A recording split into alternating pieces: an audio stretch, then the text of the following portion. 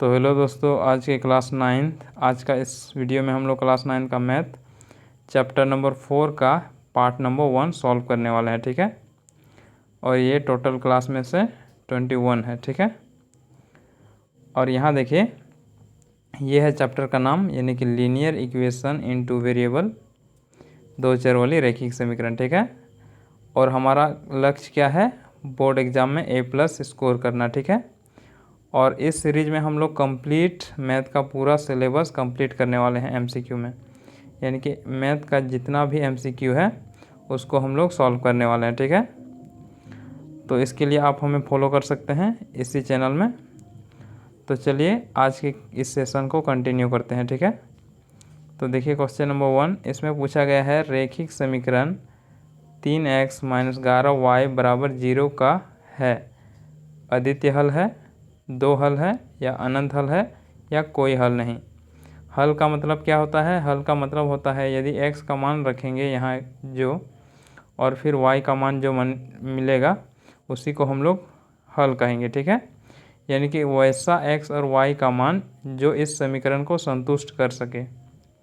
तो देखिए कैसे होगा, 3 मान लेते हैं x = 0 तो -11 है, और यहाँ y = 10 है। ठीक है, अब ये तो 0 हो गया।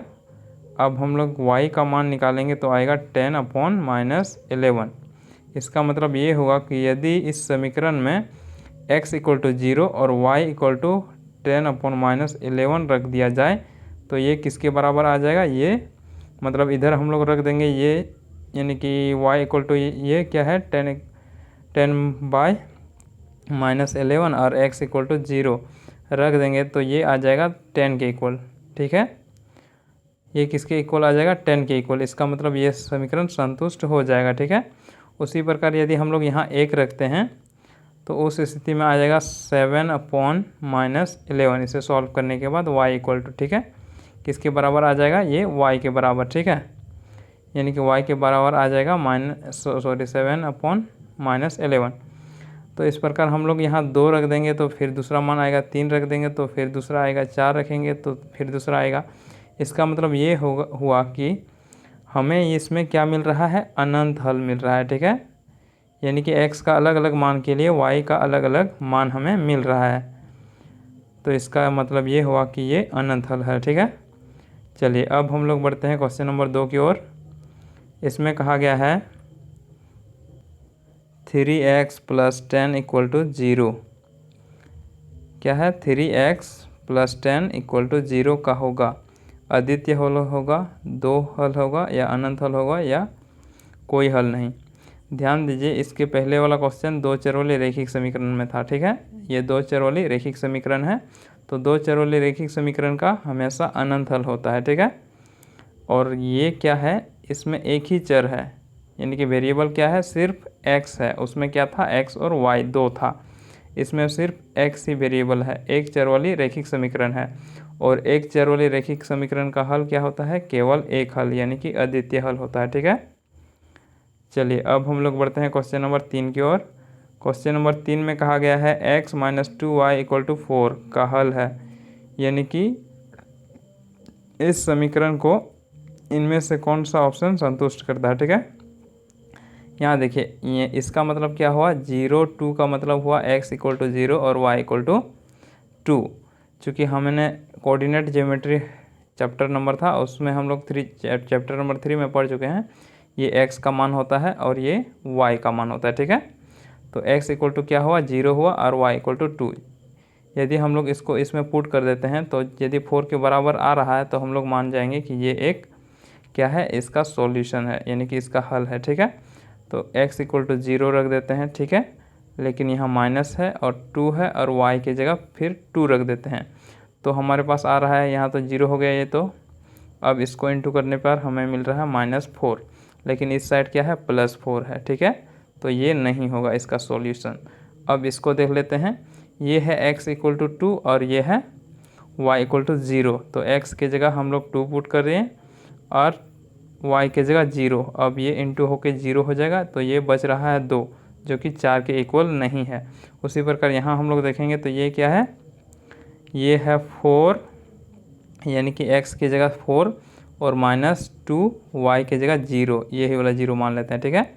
तो इसे सॉल्व करने के बाद ये तो पूरा 0 हो जाएगा, बचेगा हमारे पास 4। तो यहाँ देखिए ये 4 के इक्वल आ जाएगा, यानी कि इसे पुट करने पर x = 4 और y = 0 पुट करने के बाद हमें मिल रहा है 4। इसका मतलब ये क्या है, इस समीकरण का हल है, ठीक है। चलिए अब हम लोग बढ़ते हैं क्वेश्चन नंबर 4 की ओर। क्वेश्चन नंबर 4 में कहा गया है कि का मान ज्ञात कीजिए यदि x = 1 और y = 2 समीकरण इतना का हल है, यानी कि x = क्या है 1 और y = 2 पुट करने पर ये समीकरण संतुष्ट हो जाता है। इसका मतलब ये है कि ये इसका हल है और इसे हमें k का मान निकालना है, ठीक है। तो पुट कर देते हैं x = 2 इंटू एक्स की जगह 1 है तो 1 पुट कर देंगे, और +3 इंटू वाई की जगह 2 है तो यहाँ 2 पुट कर देंगे। अब इसे सॉल्व करेंगे तो यहाँ 2 इंटू 1 2 होता है, 3 इंटू 2 6 होता है, तो ये = आ जाएगा 8 और k इधर है, इसका मतलब ये k = 8 आ गया, ठीक है। ऑप्शन नंबर डी सही होगा। चलिए अब हम लोग देखते हैं क्वेश्चन नंबर 5 को। क्वेश्चन नंबर 5 में कहा गया है बिंदु 3 4 समीकरण इतना का ग्राफ्य पर स्थित है। ये जो समीकरण है इसके ग्राफ पर स्थित है, ठीक है। तो k का मान ज्ञात कीजिए। यहाँ देखिए ये है हमारा ग्राफ और इसमें कहा गया हम मान लेते हैं ये क्या है, एक समीकरण है और ये जो समीकरण है उसी पर ये बिंदु स्थित है, मतलब ये रेखा जो बन रहा है इस समीकरण का उसी पर ये बिंदु स्थित है। इसका मतलब ये हुआ कि ये जो बिंदु है यानी कि x y का जो मान है ये इस समीकरण को संतुष्ट कर रहा है। इसका मतलब ये हुआ कि इसका सॉल्यूशन है, ठीक है। यानी कि x = 3 और y = क्या है, y = 4 है, ठीक है। तो चलिए यानी कि ये सेटिस्फाई कर रहा है इसको, तो हम लोग क्या करेंगे, इसको पुट कर देंगे इसमें और इससे k का मान निकाल लेंगे, ठीक है। तो यहाँ देखिए x यहाँ 3 है इंटू y का मान, y हमारे पास यहाँ क्या है 4 है, तो 4 पुट कर दिए और = k इंटू x क्या है हमारा, यहाँ से देख लीजिए 3 है, तो यहाँ 3 इंटू k के साथ 3 इंटू में है। अब यहाँ हम लोग इसको यहाँ सॉल्व कर लेते हैं, k यानी कि 3k = आ जाएगा 3 इंटू 4। अब यहाँ देखिए ये इंटू में है तो ये डिवाइड में आ जाएगा, इस साइड लाएंगे तो 3 इंटू 4/3 और ये 3 कट जाएगा तो हमारे पास आएगा 4, यानी कि k = कितना आएगा 4, ठीक है। k = 4 सॉरी, और ये क्या है, ये प्लस में 7 है, ठीक है। ये प्लस में 7 था तो उसको हम लोग नहीं देखे थे, तो फिर सॉल्व कर लेते हैं, ठीक है। सॉल्व करते हैं एक बार, इसको हटा लेते हैं, ठीक है। चलिए यहाँ देखिए यहाँ 7 है, हमने सोचा यही वाला है, इधर हम लोग नहीं देखे थे। यहाँ देखिए 3y = kx + 7। अब यहाँ हमें पुट करना है 4 और यहाँ हमें पुट करना है क्या, हमें पुट करना है ये वाला यानी कि 3। तो यहाँ 4 × 12 हो जाएगा और फिर = और यहाँ है 3k + 7। अब ये वाला 7 जो इधर आएगा तो ये घट जाएगा, यानी कि कितना बचेगा 7, यानी कि 5 बच जाएगा, ठीक है। 5 बचेगा और इंटू में है k। नेक्स्ट पेज में जाते हैं, 3k = आएगा 5। अब k का मान निकालेंगे तो हमारे पास आएगा 5/3, ये वाला आएगा, ठीक है। तो देख लीजिए कौन वाला ऑप्शन सही है, ये वाला ऑप्शन नंबर बी, ठीक है। चलिए अब हम लोग बढ़ते हैं क्वेश्चन नंबर 6 की ओर। क्वेश्चन नंबर 6 में कहा गया रैखिक समीकरण इतना का ग्राफ है, y अक्ष से बिंदु किस बिंदु पर प्रतिच्छेद करती है। क्या है, y अक्ष पर किस बिंदु पर प्रतिच्छेद करती है, ठीक है। y अक्ष से किस बिंदु पर प्रतिच्छेद करती है। तो इसमें देखिए ये हुआ हमारा, और इसमें कहा गया है इसमें किस बिंदु पर प्रतिच्छेद करती है, ठीक है। और हम लोग जानते हैं यदि कोई बिंदु y अक्ष में है तो वो उसका x कोऑर्डिनेट क्या होना चाहिए, 0 होना चाहिए, ठीक है। क्या होना चाहिए, 0 होना चाहिए। तो यहाँ कहा गया x को प्रतिच्छेद करती है, मतलब x अक्ष को किस बिंदु पर प्रतिच्छेद करती है। तो x अक्ष को प्रतिच्छेद करने के लिए हमें x इक्वल टू 0 रखना होगा, तो इसमें हम लोग क्या करते हैं 0 को रख देते हैं, यानी कि x equal to 0 plus 2y और इधर है 2 और y इक्वल टू कितना आएगा 1। ठीक है, कितना आएगा 1, चूँकि ये 2 है ये तो ख़त्म हो गया और इधर है हमारा 2, अब ये इनटू में है तो ये डिवाइड में आ जाएगा, यानी कि y इक्वल टू कितना आएगा 2/2 और 2 2 कट जाएगा तो बचेगा 1, यानी कि x इक्वल टू 0 और y इक्वल टू 1 पर कट रहा है। तो ये है x इक्वल टू 0 और y इक्वल टू 1, तो इस बिंदु पर कट करेगा। ठीक है, यानी कि प्रतिच्छेद करेगा। चलिए अब हम लोग बढ़ते हैं अपना नेक्स्ट क्वेश्चन की ओर।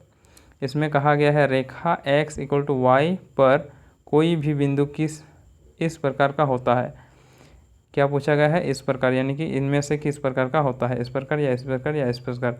तो ध्यान दीजिए इसमें कहा गया है x और y इक्वल है। ठीक है, तो x और y इक्वल होना चाहिए। यहाँ क्या है k है तो यहाँ माइनस k है तो ये इक्वल नहीं है, ये कट गया, मतलब ये नहीं होगा। उसके बाद यहाँ देखिए 0 है, ये k है, ये भी इक्वल नहीं है, इसमें भी ये इक्वल नहीं है।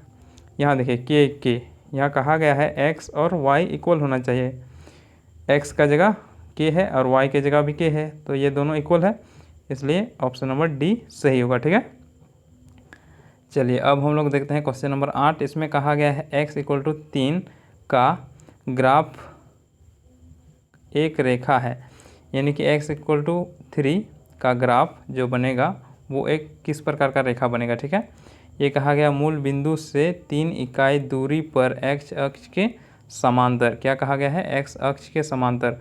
ध्यान दीजिए यहाँ x इक्वल टू 3 है तो ये x अक्ष के समांतर नहीं होगा। ठीक है, ये किसके समांतर होगा, y अक्ष के समांतर होगा, क्योंकि इसमें y का मान नहीं है, इसका मतलब y 0 है और हम लोग जानते हैं जब y इक्वल टू 0 तो वो क्या होता है, उसके समांतर हो जाता है। ठीक है, तो इसमें कहा गया है x इक्वल टू 3, तो ये कहा मूल बिंदु से 3 इकाई दूरी, मान लेते हैं ये है, क्या बोलेंगे इसको, ग्राफ है। अब इसमें कहा गया है x equal to 3, x equal to 3 कहाँ होगा, यहाँ होगा, तो इसमें किस प्रकार का ग्राफ बनेगा, इस प्रकार का ग्राफ बनेगा। ठीक है, तो ये किसके समांतर आ गया, ये इसके समांतर, इसके समांतर आ गया, y अक्ष के समांतर। ठीक है, तो कहा गया है 3 इकाई दूरी पर, 3 इकाई यहाँ से यहाँ तक 3 इकाई होता ही है, चूँकि x इक्वल टू हमें दिया गया है 3, तो ये जो रेखा है वो मूल बिंदु से 3 इकाई की दूरी पर y अक्ष के समांतर होगा। ठीक है, ऑप्शन नंबर बी सही होगा। चलिए अब हम लोग बढ़ते हैं क्वेश्चन नंबर 9 की ओर। ये सेकेंड लास्ट क्वेश्चन है। इसमें कहा गया है समीकरण y equal to m x plus c में m क्या है, यानी कि m है अंतखंड या ढाल है या क्या है, समीकरण का हल है या इनमें से कोई नहीं, कोई भी नहीं। तो m क्या है, m क्या है, ढलान है। मतलब ये जो ग्राफ है इसमें जो रेखा, सॉरी रेखा वो नहीं बोलेंगे कि उसका, हाँ रेखा ये बोलेंगे, समीकरण का रेखा जो बनेगा ये वाला रेखा, इसका ढलान को हम लोग, इसका ढलान को m दर्शाता है। इसका ढलान कितना है वो m से हम लोग निकालते हैं, यानी कि m ही दर्शाता है इसका ढलान। ठीक है, तो m का क्या है, m को हम लोग क्या कहते हैं, ढाल, यानी कि ढलान। चलिए अब हम लोग देखते हैं क्वेश्चन नंबर 10, यानी कि लास्ट क्वेश्चन है हमारा ये इस क्लास का। ठीक है, तो यहाँ देखिए यदि x equal to y, sorry x और y समीकरण ax plus b y plus c बराबर 0 है तो धनात्मक हल है। x और y इस समीकरण का क्या है, धनात्मक हल है, तो वह हमेशा होगा। तो ध्यान दीजिए x और y यदि धनात्मक दोनों है तो कौन सी चतुर्थांश में वो रहता है, हमने पिछले वाले वीडियो में बताया था, वो क्या होता है, प्लस प्लस कौन सी चतुर्थांश, पहला चतुर्थांश में होता है। ठीक है, तो ये होगा प्रथम चतुर्थांश में। तो उम्मीद करते हैं आप लोगों को समझ में आ गया होगा पूरी क्लास। अगर कहीं दिक्कत हो रहा है तो आप हमें कमेंट कर सकते हैं। तो आज के इस वीडियो को यहीं पे समाप्त करते हैं, फिर हम लोग मिलेंगे नेक्स्ट वीडियो में। ठीक है।